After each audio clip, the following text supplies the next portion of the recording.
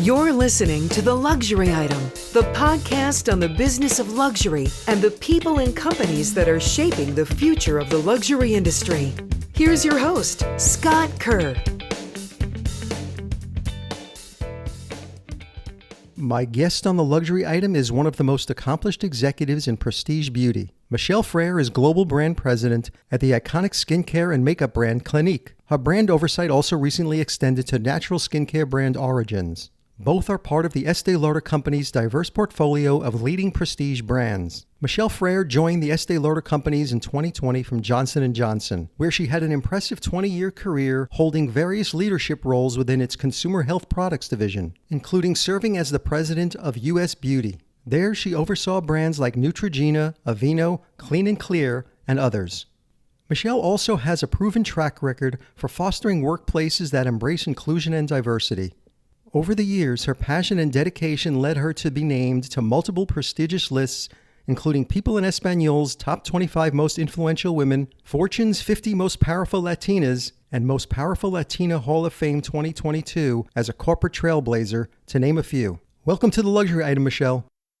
Oh, thank you for having me. It's an honor to be here. Same here. I'm so thrilled to have you on today. So you joined Estée Lauder Companies in June 2020 as Clinique's Senior VP, Global General Manager, mid-pandemic after working 20 years as a brand leader at Johnson & Johnson. And you really came at a time when the pandemic lockdown and the related work from home culture shift transformed the beauty market. So what were you tasked to do when you first joined Clinique right at that point? Yes, it was definitely not an easy time to onboard to a new company and a new brand during the pandemic, where I really couldn't meet anyone in person. And I was tasked to not only lead a new team and build these relationships over Zoom, but also pivot our approach, right? Because as the pandemic was significantly impacting consumer behaviors. For example, as a result of the pandemic, consumers were more focused on skincare and self-care, which made Clinique even more relevant. And consumers were also, turning to brands that they trusted, like Clinique. And in addition to that trust, we were able to provide consumers with high quality products that address their needs. And pandemic was leading to a lot of high stress, irritated skin due to prolonged mask wearing, and Clinique products were very efficacious in helping with all those skincare issues, even for sensitive skin. So we had to kind of double down on these shifts in consumer behaviors and connect with them in a relevant way, as well as connect with them more online. Where they were. So to drive these pivots, I had to really bring the team along the journey with me. So from a leadership standpoint, it was especially important for me to lead the team with empathy during this time. People were balancing a lot. It was a very intense time, and the lines between work and life had become blurred. So it was really critical for me to stay calm as a leader and be a calming force for people at all levels. Empathetic leadership has always been important, but it really became a requirement through COVID to be a great leader. And I think that will remain with us as an outcome of COVID. And you made a huge impact at Clinique right from the start, driving double-digit growth for hero products, as well as redefining the innovation strategy behind Clinique's hero franchises. You also made Clinique the #1 ELC brand in North America in the online channel and more. So in July of last year, you were promoted to Global Brand President at Clinique. Have you been able to maintain the heritage of this large, iconic prestige beauty brand while infusing the modern characteristics of today's indie brands and DTC disruptors? How have you been doing it? Yeah, I mean, it's that's always a difficult task, right? Clinique is an iconic brand with a rich heritage, and the reason it's been able to stand that test of time is because of the high level of trust the brand has built with its consumers. And we deliver on our promises, and we do so in a safe, straightforward, and transparent way that creates a level of trust over time. But it's taken 50 years for Clinique to build that trust. It takes a day to take it away. So you have to nurture that trust, and everything that you do has to support that. So since I joined Clinique, we've been on an incredible journey to modernize and evolve the brand, to continue to be relevant in today's world and with our consumer, especially the younger consumer, while staying true to our DNA, right? Iconic brands can get stale they can get old. Mhm. It can become, your grandmother's brand, especially when you have many indie brands, and the barriers of entry to beauty have really come down. So a lot of anyone pretty much from their garage can launch a beauty brand. So it's really important to continue to always evolve a brand, but still, honor the past, and stay super connected to your consumer. So we've evolved our creative and, the way that we engage with our consumers to be more modern, fresh, bolder in every consumer touch point, whether it's, campaign assets you see online or how we show up in store. We also continue to innovate in the digital space. So building on Clinique's mission, which has been always to provide the safest, most effective formulas and these simple routines that bring remarkable results, we evolved in the way we engage with our consumers and where we meet them. So we consumers are seeking more personalization from brands. So we offer virtual services, such as Clinical Reality, which is a self-diagnostic tool that recommends a personalized regimen for you after you take a picture. And we've developed strategies to show up on TikTok in a way that's innovative and authentic to the brand. We've introduced what we call our TikTok C-suite, which is a diverse group of influencers and content creators that help create a lot of engaging content for our channel. And then finally, we innovated at retail. So we rolled out our new retail concept, The Lab, in North America and Macy's Herald Square. And it's Clinique's brand positioning, but evolved, and it shows up in a very modern way and in the way that people want to shop in brick and mortar stores these days, where they want more self-navigation. So it's really has been about touching every aspect of the brand and how consumers engage with us and modernize all of those touch points and meet them where they are. Yeah, and the beauty industry has been speaking to Gen Z for years. Instagram and YouTube have also spawned a sprawling market of socially savvy brands. Prestige brands have been playing catch up, it seems. A few years ago, Piper Jaffray surveyed US teens and found just one heritage label, Clinique, ranked among Gen Z's 10 favorite skincare brands. Why do you think that is, and how much of a role has the brand's heritage play in its appeal to a younger generation? Yeah, I think, we're first super proud of that recognition, right? Those are the hardest consumers to stay relevant with. And we continue to receive, accolades every year. Recently, a few months ago, we were named top skincare brand for Gen Z by Kyra, and we were also named one of America's hottest brands by Ad Age. And I think it's about your purpose. I think that Clinique was founded on this brand purpose that is about, we believe that we can create great skin for all. You don't have to be born with great skin. Great skin can be created. And so 55 years later, we still have that same purpose. And every action we take, from product innovation to the way we engage with the consumer, we always put the consumer at the heart of everything, and with that brand purpose in mind. So I think iconic brands like Clinique have such potential with their rich heritage and kind of cross-generational connection. But we need to continue to evolve as new generations of consumers evolve. So we are constantly challenging ourselves. And I'll tell you, I listen a lot to my team because I feel they're much closer to the consumer. And in terms of the innovation in social platforms, right?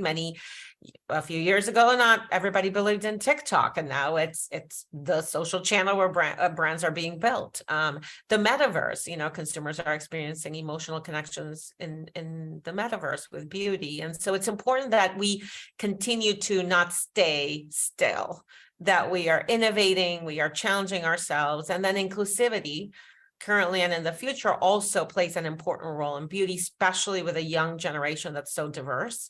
Right. So beauty used to be a very selective industry, right? And while there's still, God, there's a lot of work to be done, it is a place where we've also innovated. So I think all these reasons, and my scope actually recently expanded as well to include Origins, right, which also has a lot of rich heritage and had appeal to a younger generation. So I think it's something I'm really passionate about, because I think it's a challenge to continue to stay really appealing to a young generation when you have a heritage brand. But when you do it right, I mean, they just come to you because you have also that kind of trust backing, and you're not going to go away tomorrow. And who is the modern Clinique consumer versus the one from maybe 20 years ago?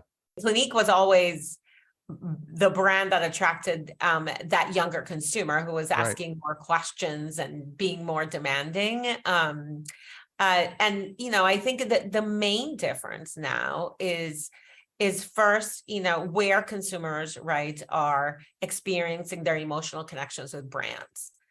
They're experiencing that in online spaces, right? So it's really important that we engage with them and how they learn about brands and how they get educated. It's more in these online, spaces. So, and it's just incredible how curious, educated, and savvy young consumers are today versus 20 years ago.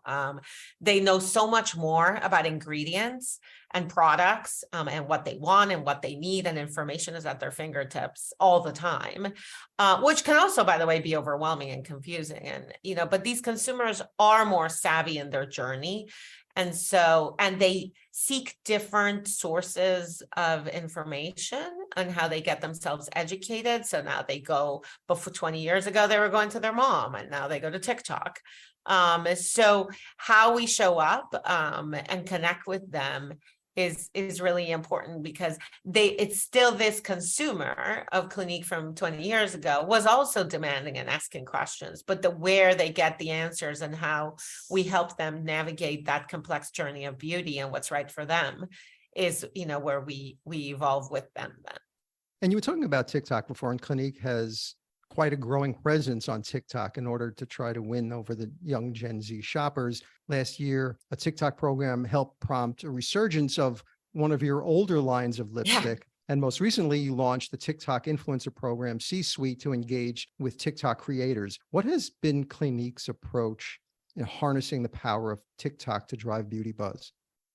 Yeah, I mean, TikTok obviously is having such a monumental impact, right? And so we've witnessed that with what you were referencing, our Clinique's almost lipstick in Black Honey. I mean, Black Honey has been iconic for decades, and was created to look incredible on everyone. And then, the TikTok community organically rediscovered this lipstick last year when creators of all skin tones started buying it and testing it in their videos, showing how the lip color looked great on all of them. And so we then partner with a diverse range of TikTok creators to kind of continue to fuel that momentum and that excitement, and it drove the product to sell it around the country.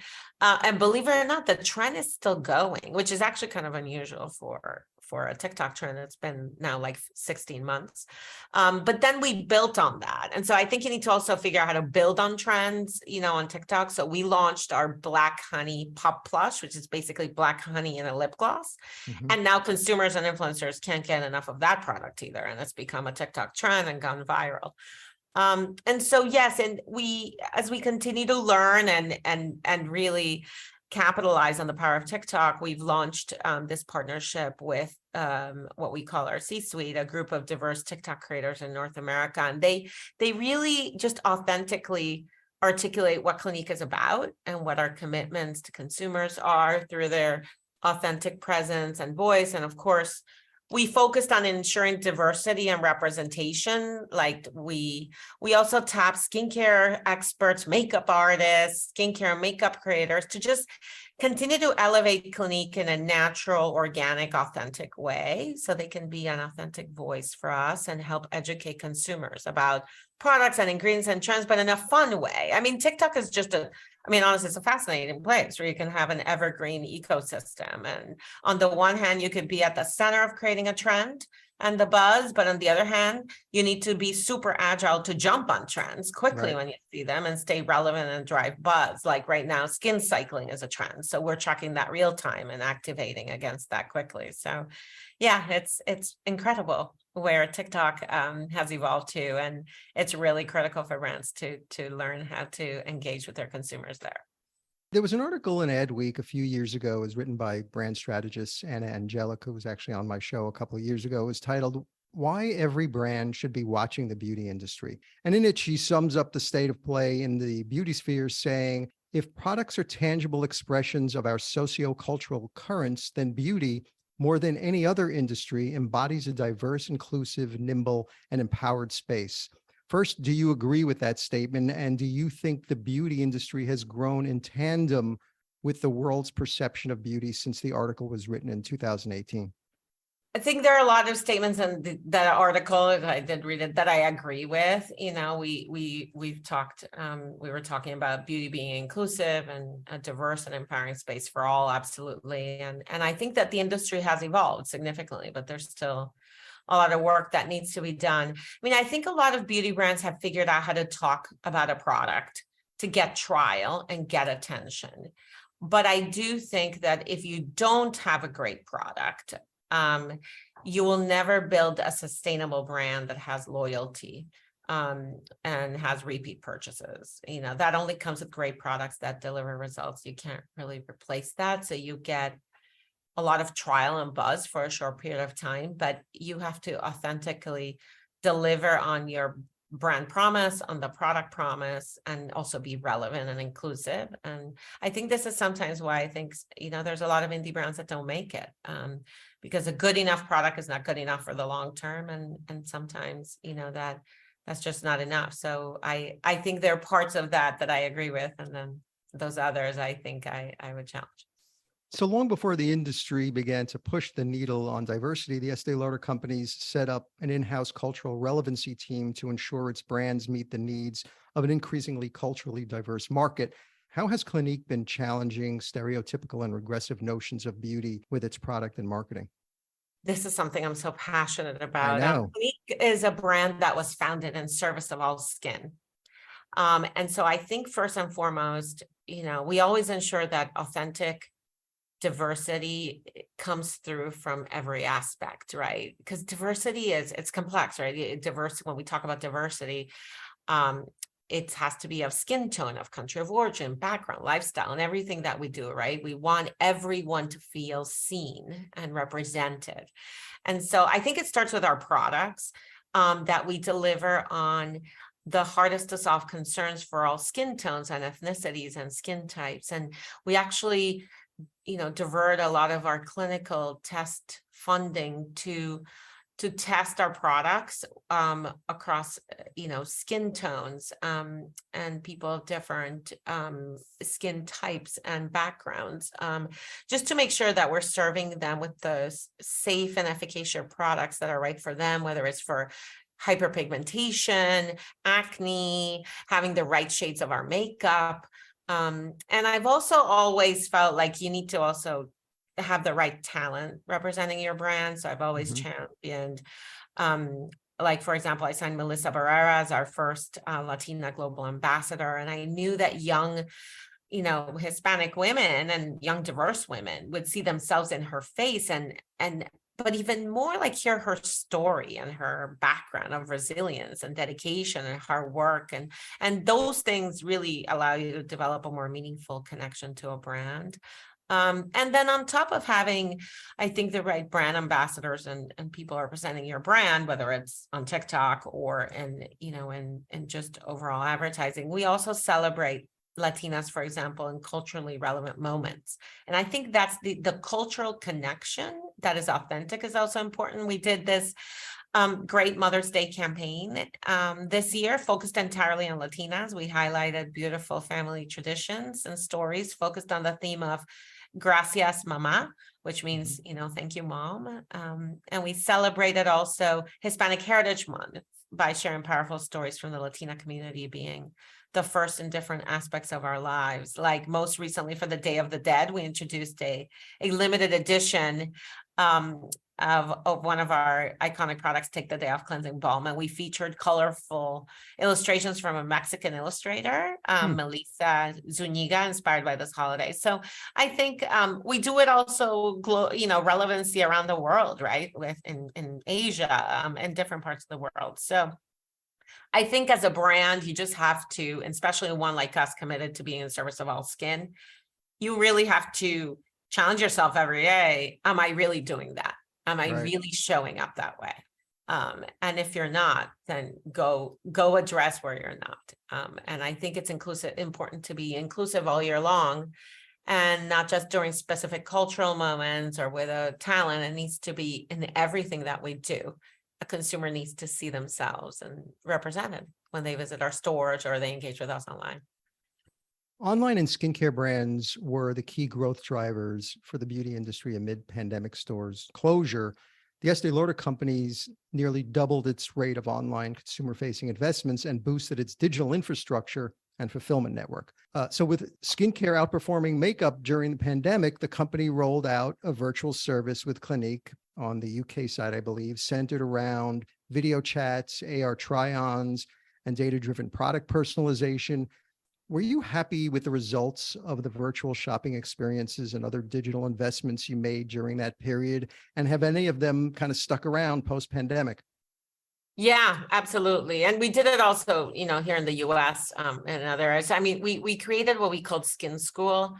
So consumers could connect with the consultants virtually, because obviously Clinique has always been like a destination where you can go to the store and you can engage a consultant pre-COVID. So allowing consumers to connect with them virtually in different ways, whether it was one-on-one or in a skin school.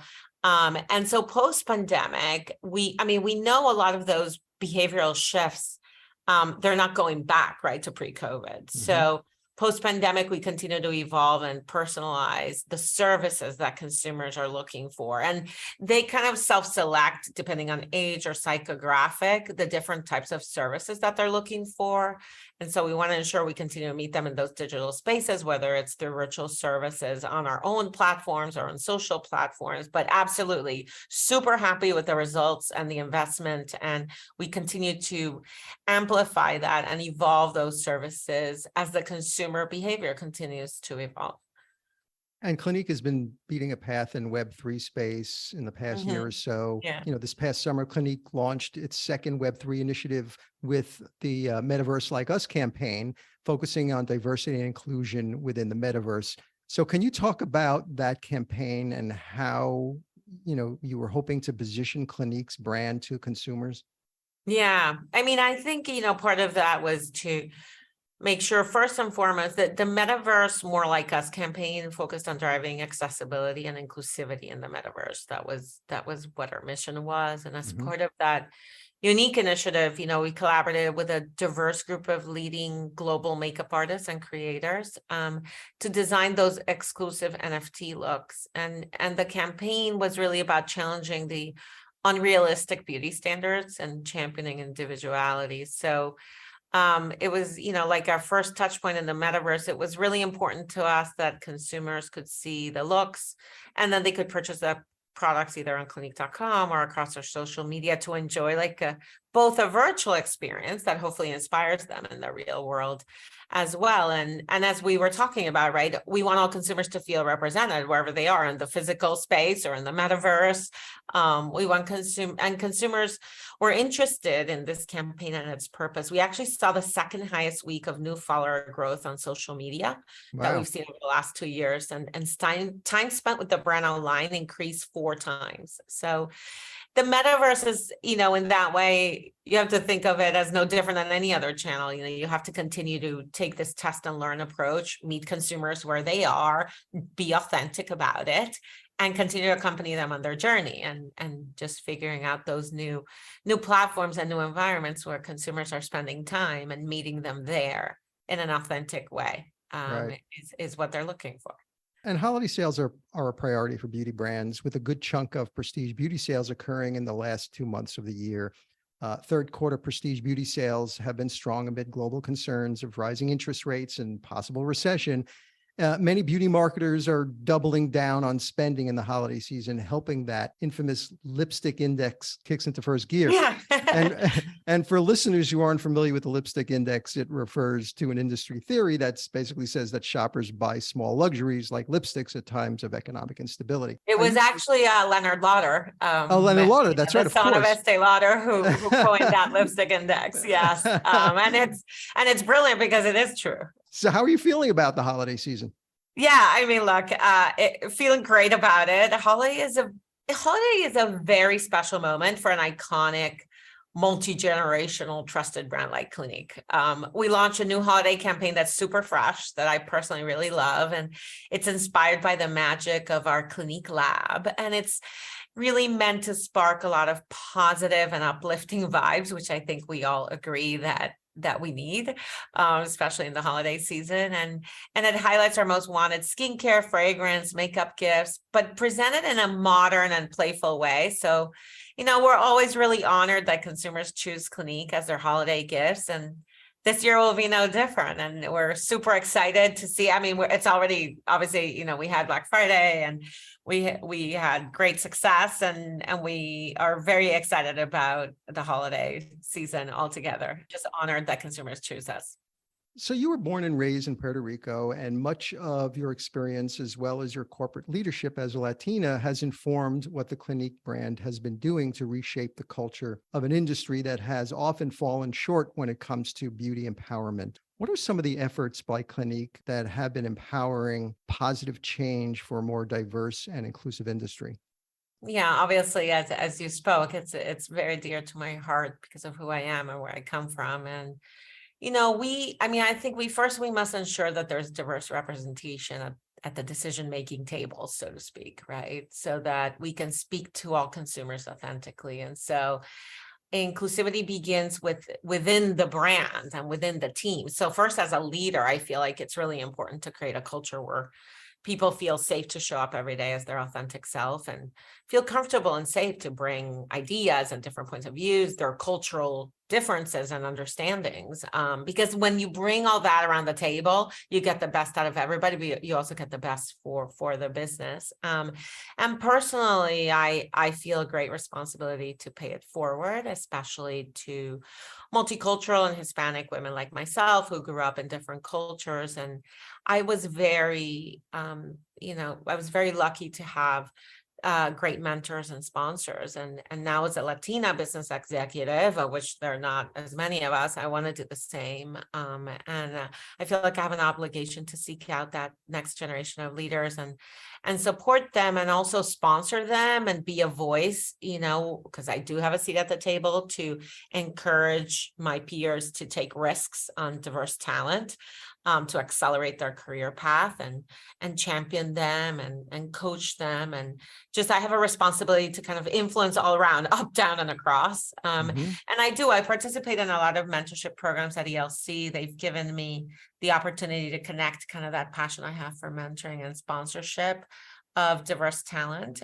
So I'm in a reverse mentorship program where junior talent shares their insights and latest trends with senior leaders of the company, which is a fantastic program to keep a pulse on what resonates with young consumers, while giving a voice to junior team members. But also, I'm also a sponsor of our Hispanic employee resource group called High C, and we just launched a mentorship program that is going to really help Hispanic and Latino employees. And when they look at me, they see, oh, well, she got there, then so can I. So I think in the end, I truly believe it's important to have role models that you can identify with. And that's what motivates me to continue to pay it forward, because I have to make sure that the future generation of leaders looks more diverse, and then more and more people can have a seat at the table. And that will be great for business, aside from just being the right thing to do. So Michelle, my final question is the luxury item question, which I ask all my guests. So if you were stranded on a deserted island and you can only have one luxury item with you, what would that luxury item be? It can't be any form of air transportation or water transportation to take you off that island, or anything that requires mobile service so you can call somebody to take you off that island. It's just you, lots of sand, palm trees, surrounded by miles and miles and miles of water. What would that one luxury item you would like to have with you? Well, maybe I'll say a Clinique one and a non-Clinique one, if you let me. But look, if it's a Clinique one, I would take. I'll let it slide. I'll let it slide for this time. I would take Moisture Surge, because given the island elements, hydration would be key. To have a moisturizer that really is hydrating, for hours and hours. But outside of Clinique, I would choose my Omega watch. My father gave my mother that watch, then gifted it to me. It has immense sentimental value to me. And then the watch would also be practical because it's helpful to know if you're stranded, what time it is, and make sure that you know as the days are going by. So that would be my luxury item, and I wear it every day. Michelle Freyre, Global Brand President at Clinique and Origins. Thank you so much for joining me on the luxury item. Oh, thank you for having me. It was my pleasure and my honor. Thank you, and happy holidays.